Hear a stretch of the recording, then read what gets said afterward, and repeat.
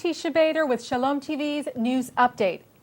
Jacob Ostreicher, the Jewish American who has been held in Bolivia for the last 18 months with no formal charges being filed against him, has been released on bail. New Jersey Congressman Chris Smith and New York Congresswoman Nydia Velasquez, who met with Ostreicher last week, said that Ostreicher was finally out of prison on bail following a hearing Tuesday in Bolivia. Smith, who has been a major force in working for Ostreicher's release, welcomed the decision but also expressed outrage over the time Jacob has been held and for the subsequent effect on his health, saying this is only the beginning of the end. Jacob has incurred permanent damage to his health and has lost over 18 precious months of his life with his wife, children, and grandchildren. In addition, his life remains at risk every day that he remains in Bolivia due to credible death threats against him. I urgently call on the Bolivian judicial system, Smith said, to act swiftly to completely exonerate Jacob of the baseless accusations against him and grant him his freedom. Ostreicher was arrested in Bolivia in June of last year for allegedly doing business with people linked to drug trafficking and money laundering, although no charges or evidence were ever brought. The Jewish community is mourning the loss of pro-Israel U.S. Senator Daniel Inouye. As you may have seen on IBA News, the senator from Hawaii passed away on Monday at the age of 88 from respiratory complications. Inouye was a decorated World War II hero who was hailed by many as one of Israel's best friends. Israel's Prime Minister Benjamin Netanyahu said Inouye's friendship to the Jewish people knew no bounds, and that the people of Israel will forever owe him a profound debt of gratitude. The sentiment was echoed by the Jewish community here in the U.S. Executive Director of the American Jewish Committee, David Harris, said, for 50 years, Senator Inouye was one of the United States Senate's most energetic advocates for Israel's quest for peace and security and the mutually beneficial U.S.-Israel relationship. The JTA reports that the American Israel Public Affairs Committee, or AIPAC, praised Inouye as well and said Senator Inouye deeply understood the importance of the U.S.-Israel relationship and, as chairman of the Appropriations Committee, worked tirelessly and effectively to ensure that America's ally Israel had the necessary resources to defend her people. The Conference of Presidents of Major American Jewish Organizations Chairman Richard Stone and Executive Vice Chairman Malcolm Hoenlein called the senator a great American hero and a man of principle, and said Israel had no better friend over the past decades than Senator Daniel Inouye. His death leaves a void that will be hard to fill.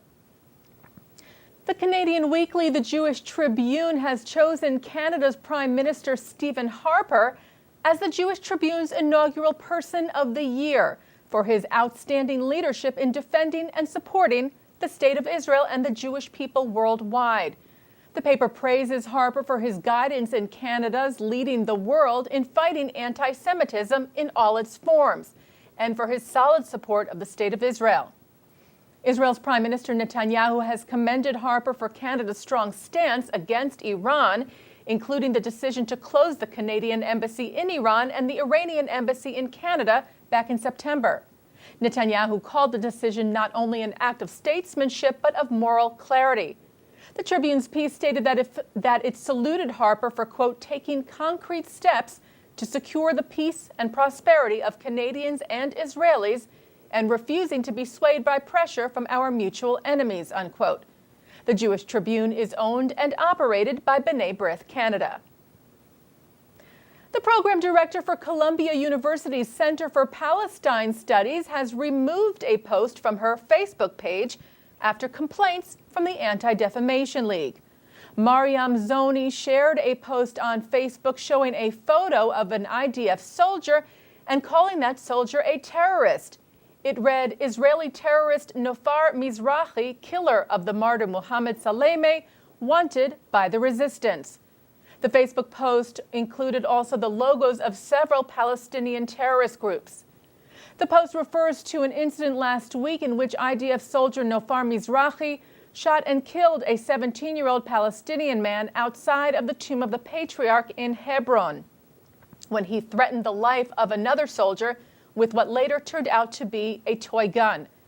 The ADL had written a letter to the university's president, Lee Bollinger, urging Columbia to look into the matter and take appropriate action if necessary. In it, ADL National Director Abe Foxman wrote Ms. Zoni's apparent animus towards Israel call into question her judgment as a university official. It also raises several questions about the credibility and objectivity of the center with which she is affiliated, an academic program presumably responsible for educating students about the Middle East. Zoni has since removed the post from her Facebook page. The American Jewish Committee's Berlin director received the prestigious Role Model for Societal Integration 2012 award. Deirdre Berger was recognized in the category of achievements for contributions to social harmony, promotion of democracy, mutual understanding among cultural and religious groups, and engagement against racism and xenophobia. Berger said the way in which Germany, as Europe's most populous country, deals with diversity can set standards for Europe, adding it is important that Germany continue on the path of becoming a more inclusive society rather than a we-they divide. Berger's work includes advocating for a deeper understanding of Middle East issues, dialogue among ethnic and religious groups, and the importance of Holocaust remembrance. The American Jewish Committee, the global Jewish advocacy organization, opened its Berlin office in 1988. And that's Shalom TV's news update. I'm Teisha Bader.